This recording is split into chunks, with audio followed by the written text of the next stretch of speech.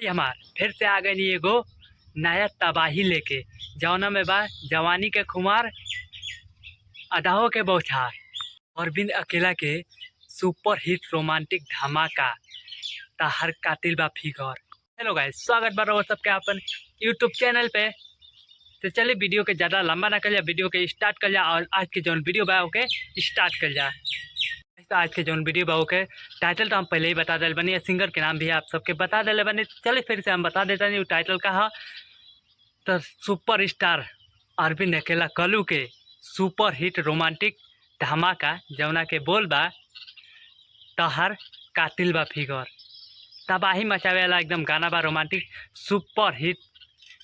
तो इतना जानला के बाद चली जा हमी के ई गाना के पूरा विस्तार से देखी जा, सुनी जा और जानी जा का बोले बना ई गाना में। हमी के कलू भैया बोला था ना कि तहार शॉट है डरे से दिल इम्प्रेस ही हमार करेला बारू जा रहा के धूप रूप पे देखे के ना मन भरेला।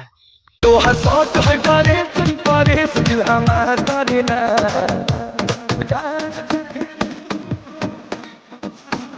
बिखरल बा तोहार ऊपर लाली चटकार दूजे हाबी बगाल गुलाबी।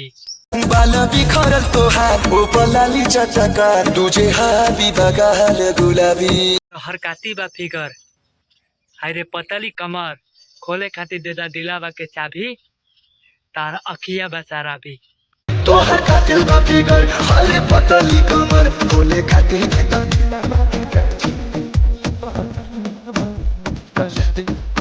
तहर सूरत लागे मूरत ना जरूरत बा सिंगार के। तोहरे सूरत लगे मूरत न जरूरत बा सिंगारे के। ऐसे तो कल भैया और का कहता ना कि मन धड़कल दिल परिकल खाली निहारे के। मन धड़कल दिल परिकल खाली खोजे निहारे। अरे गजरा कतल गजरा हलचल तहर गुस्सा बा गोरी खराबी। गोरी गजरा कतल गजरा हलचल तोहर गुस्सा बा गोरी खराबी। घायल तहर पायल प्रियांशु प्रिंस के दिलवा हो। अरे घायल तोहर पायल प्रियांशु प्रिंस के दिलवा हो। हे कलुआ बांधी ल पलुआ ना बाटे कौनो बात के गिलवा हो। कहे कलुआ बांधी ल पलुआ ना कोनो बात के गिलवा हो। तहर संडिल के शोर दिल कचोटेला मोर नखरा लखनऊआ नवाबी। हसीन दिल के सो दिल का छोटेला मोर नखरा लखनऊआ नवाबी। भाई हमार कहे मान के रहे इतना तबाही गाना बा नहीं, पूरा तहलका मचा दिल बा हो पूरा भोजपुरी इंडस्ट्री में। सही में सुपर हिट रोमांटिक हिट धमाका तबाही सॉन्ग बा एकदम।